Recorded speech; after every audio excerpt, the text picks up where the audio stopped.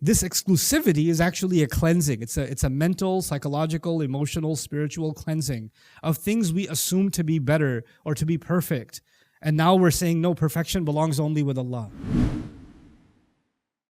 And Allah is saying, يُسَبِّحُ لِلَّهِ مَا فِي السَّمَاوَاتِ وَمَا فِي الْأَرْضِ. All creation, when it comes to declaring perfection, only declares perfection of Allah. So this actually does have an immediate implication that we as Muslims become critical, investigative, questioning, cynical of anything that's presented to us. We want to question it. We want to check its veracity before we jump on, before we say this is good, you know?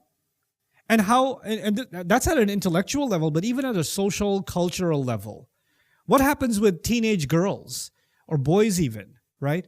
A girl wants to take off her hijab. It's not because she studied the issue and is now finally convinced that hijab is oppression of women. None of that. No. The girls in school that are popular, that all the boys give attention to, the girls that look so pretty, the girls that look so smart and popular, the ones that are so intelligent, the ones that are so confident and outgoing, none of them are wearing hijab. I want to be like that. I feel inferior. I feel like I'm weird and in a corner and I'm, these are the examples of the kind of perfection I want to have. And by doing this thing, is making me imperfect.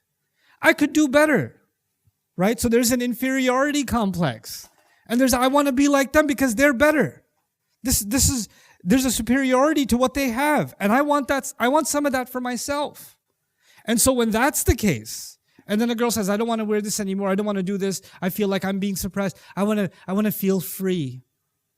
I want to feel free. Are you free? Because you look like you're wearing uniform like the rest of the Instagram, self-absorbed, selfie, nafsi takers. Right? You all look the same. So you're like, oh, hijab, all the people who wear hijab are the same. All the people who take them off look the same. You guys even get the same fake surgeries. So there's a uniform on that side too. There's a surrender. Why? Because they've accepted a concept of perfection. So this exclusivity is actually a cleansing. It's a mental, psychological, emotional, spiritual cleansing of things we assume to be better or to be perfect. And now we're saying, no, perfection belongs only with Allah. Right? Okay, so now that's a little bit about the taqdeem and ta'khir. But now the last thing about this ayah. You thought it would never come. Well, yeah, it's here. It's actually something that occurred to me this morning, and I didn't realize it until this morning.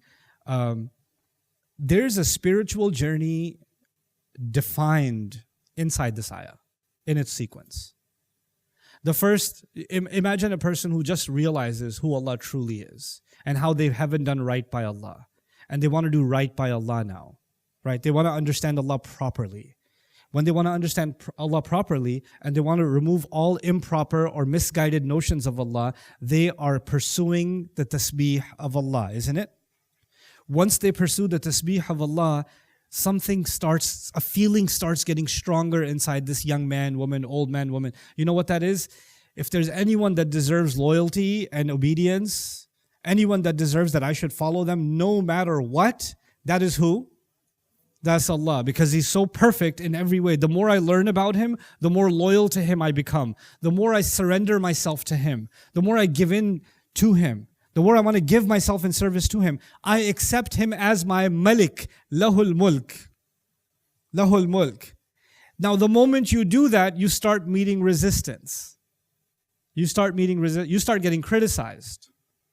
You start getting questioned. Oh, you want to follow this Islam? Well, what about this contradiction and this contradiction? What about this thing and this thing and this thing? What about this barbarism? What about this ugliness? What about you? You're not that perfect. You're not this. You're not. And you start getting taken. Like the negativity starts coming at you the moment you accept Lahul Mulk. And when that happens, people say when you're let me give you some TikTok therapy. When you're in a toxic environment, you need to change your scenery and heal yourself with some positivity. You need to surround yourself with positivity and positive people. So you need to block all the people that are telling you you're a psycho, right? Because you don't want toxicity around you. Well, you know what? Let me tell you spiritual therapy here. Well, what's the positive therapy here? Lahul Hamd. You're surrounded by negativity, And here you are filling yourself with positive emotions towards who?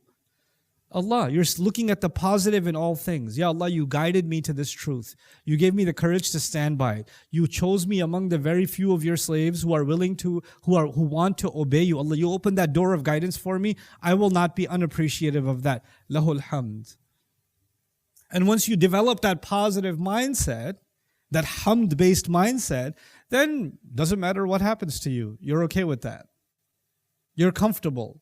If trouble comes your way, difficulties come your way, job loss comes your way, financial loss comes your way, marriage trouble comes your way, children trouble comes your way, parent trouble comes your way, sibling trouble, culture trouble, doesn't matter what kind of trouble comes your way, you're okay because you're not trying to control the situation or control how people feel about you or control what's better for you or not, because you've internalized something about control. And what's that? وَهُوَ عَلَى كُلِّ شَيْءٍ قَدِيرٌ. This is actually a complete spiritual transformational journey.